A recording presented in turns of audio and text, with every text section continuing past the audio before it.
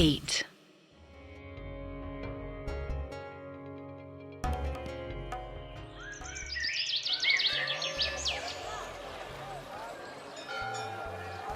सुबह की आरती का समय हो रहा था। पंडित वेदांत जल्दी से मंदिर में प्रवेश करते हैं, जहां सारे भक्त उनका इंतजार कर रहे थे।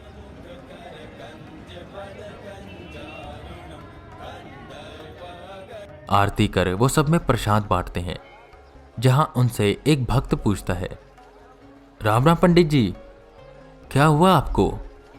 पिछले काफी दिनों से थके थके लग रहे हो और मंदिर भी लेट आ रहे हो।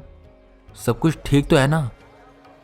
पंडित वेदांत एकदम से रुके, कुछ देर सोचे और मुस्कुराते हुए बोले, अरे नहीं रमेश जी, कुछ भी नहीं हुआ, बस थोड़ी थकान सी है, जिसकी वजह से नींद नहीं पूरी हो पाती।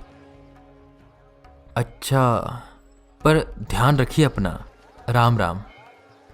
पंडित वेदांत राम राम कर आगे की ओर बढ़ते हैं और सोचने लगते हैं कि आखिर उन्हें क्या होता जा रहा है। जब से उन्हें ये ताकतें मिली हैं, तब से रोज उन्हें अजीब अजीब से सपने आने लगे हैं, जिसमें कभी सफेद रंग का बाज काले रंग के बाज से लड़ रहा होता है, तो कभी भाग रहा होता है। कोई तो है जो उन्हें पुकार रहा है।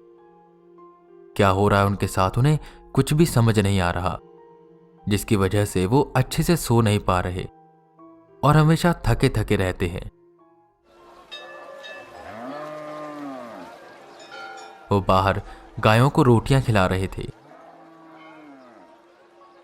कि तभी उनका फोन वाइब्रेट हुआ। उन्होंने देखा तो राजन का मैसेज आया था, इट्स अर्जेंट, कॉल मी। ये पढ़ एकदम से वेदांत चौकन्ना हुए। सब जानवरों में रोटियां बांटकर वो गंगा तट के किनारे पहुंचे और उन्होंने राजन को फोन मिलाया।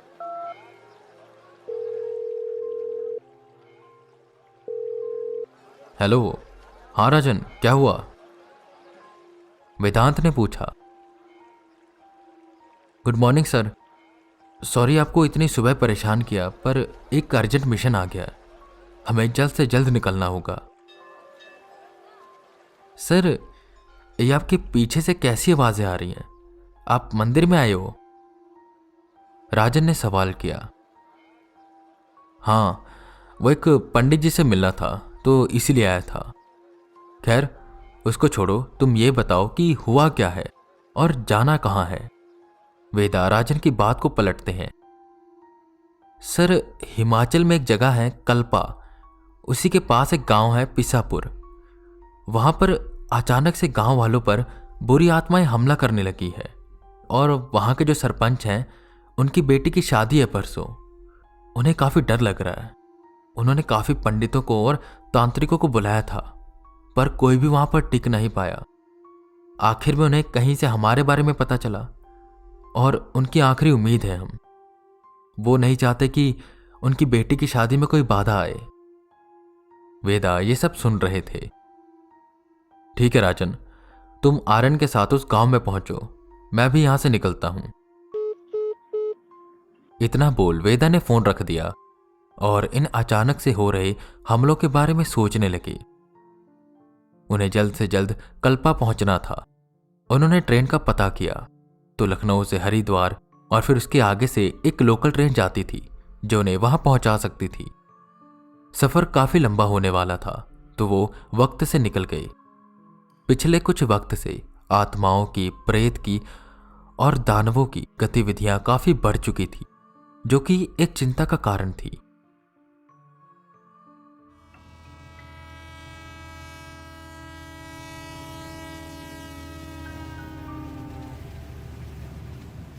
ट्रेन तेजी से आगे बढ़ते हुए कल्पा स्टेशन की ओर जा रही थी। वेदा अपनी सीट पर आराम से बैठे एक नोवेल पढ़ रहे थे। उनके सामने एक बुजुर्ग पति पत्नी बैठे हुए थे।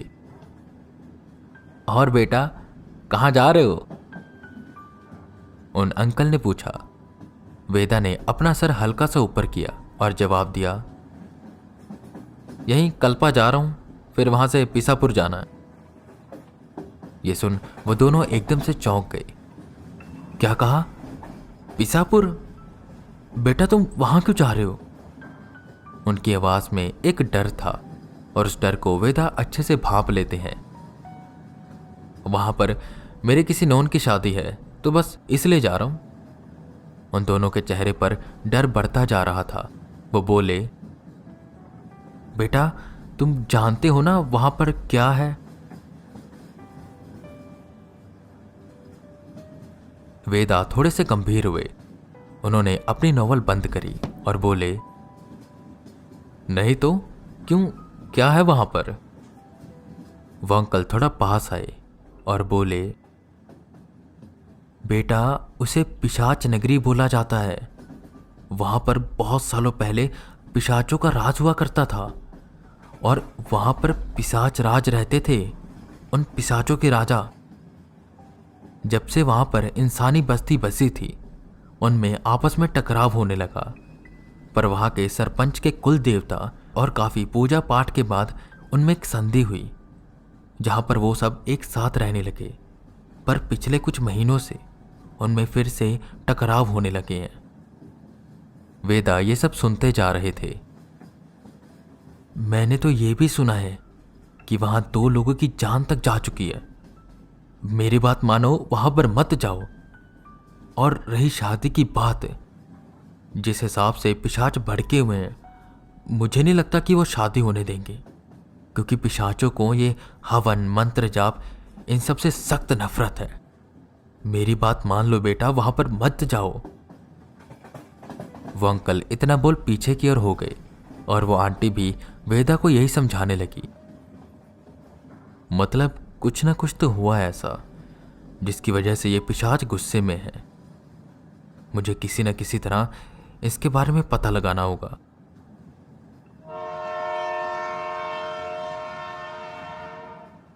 वेदा ये सब सोच ही रहे थे कि ट्रेन रुक गई।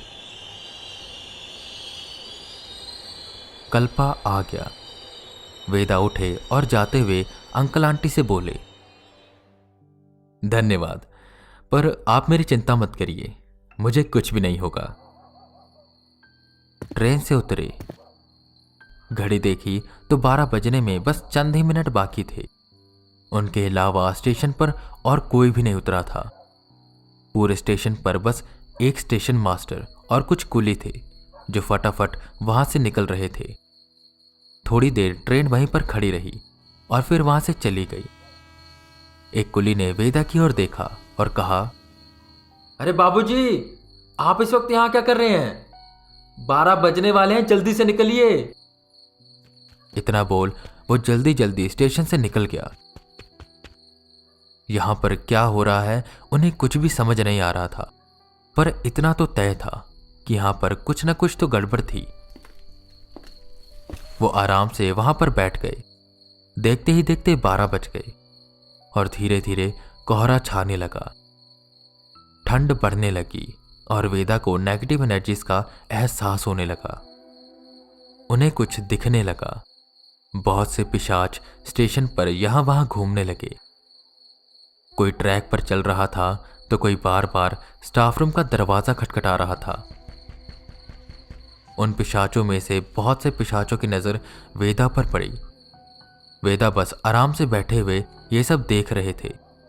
पिशाच उनकी ओर बढ़ने लगे कि तभी उनका वो सफेद पंख का टैटू चमकने लगा, जिसकी वजह से वो पिशाच दूर जाने लगे। शायद डर रहे हैं। कोई ना कोई खास बात तो है इस टैटू की। खैर, अब मुझे भी जाना चाहिए, उन्होंने सोचा और खड़े हुए। बाहर निकले तो दूर दूर तक इंसान छोड़ो कोई जानवर तक नहीं दिखाई दे रहा था। वहीं पास में एक कमरा था जिसमें से हल्की हल्की रोशनी बाहर आ रही थी। वो वहां पर गए और उन्होंने दरवाजा खटखटाया। काफी देर तक वो दरवाजा खटखटाते रहे पर कोई हलचल नहीं हुई।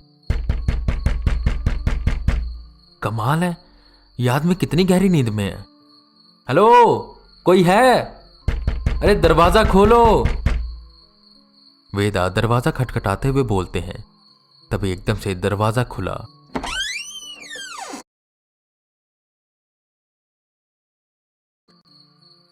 एक डरा सहमा आदमी उनके सामने खड़ा था। कौन हो भाई तुम, और इतनी रात को यहां क्या कर रहे हो? उसके लब थरथरा रहे थे। मैं जस्ट अभी यहां पर उतरा हूं, मुझे पीसापुर जाना है, कोई साधन मिलेगा?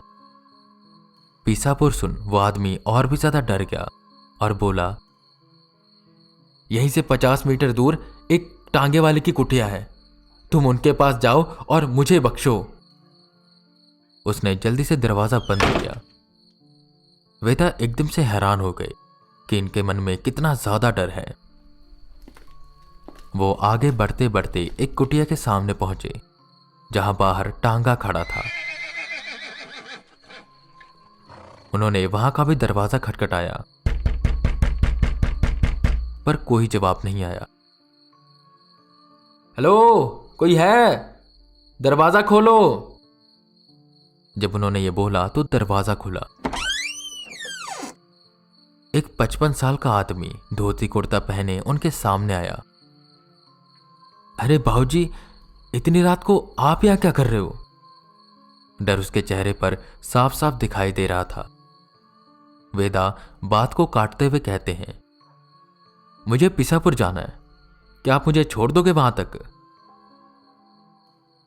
जिस पर पीसापुर सुन वो टांगे वाला डरते हुए कहता है, क्या पीसापुर? भैया, हमें मरने का शौक नहीं है, आप ही जाइए। वो दरवाजा बंद करने ही वाला था कि वेदा ने कहा, अरे सुनो तो मेरी बात, मैं एक पैरानॉर्मल एक्सपर्ट यानी कि भूत भगाने वाला हूं। मुझे उस गांव के सरपंच जी ने बुलाया है और तुम्हें कुछ भी नहीं होगा, मुझ पर भरोसा करो, बस मुझे वहां तक पहुंचा दो, चाहे एक्स्ट्रा पैसे ले लेना।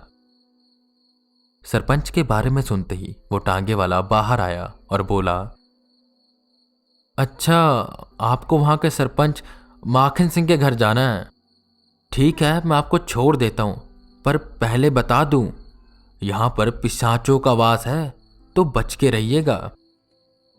जिस पर सामने से वेदा हल्का सा मुस्कुराते हैं और कहते हैं, पिशाचों का वास है तभी तो मुझे बुलाया गया है, और मुझे पिशाचों से नहीं बल्कि पिशाचों को मुझसे बचकर रहना चाहिए।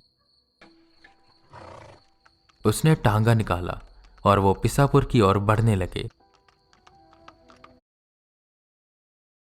आसपास का इलाका पूरा जंगली था, अंधेरे में गुप्त डूबा हुआ। एक कच्ची सी सड़क थी और रोशनी के नाम पे बस एक लालटेन थी जो आगे उस बूढ़े आदमी ने टांगी हुई थी। बाबूजी, उम्मीद ही कर सकते हैं कि आप गांव वालों को बचा लेंगे। पिछले कुछ महीनों से ये पिशाचों का हमला बहुत बढ़ता जा रहा है। टांगे वाले ने कहा, जिस पर वेदा यहां वहां देखते हुए जवाब देते हैं, इस बात में तो कोई भी छूट नहीं है, पिशाच तो यहां पर बहुत ज्यादा है और शायद इसीलिए इसे पिशाच नगरी कहा जाता है। खैर, आप मुझे पिशाच राज के बारे में कुछ बता सकते हो?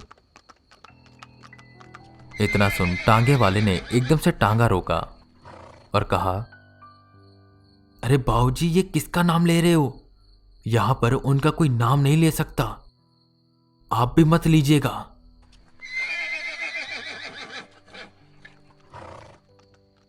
यहां के लोगों में काफी डर था, जो कि स्वाभाविक बात थी।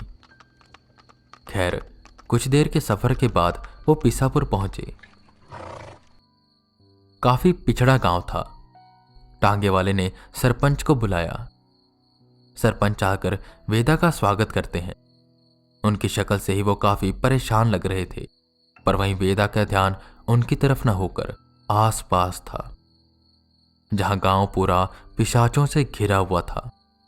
चारों तरफ पिशाच ही पिशाच थे, पेड़ से उल्टे लटके हुए, छतों पर खड़े हुए। वो बस वेदा को ही देख रहे थे। कुछ ना कुछ तो जरूर हुआ था। वेदा के मन में बातें घूमने लगी, क्योंकि जिस तरह वो वेदा को देख रहे थे, उनके इरादे किसी भी तरह से नेक नहीं लग रहे थे।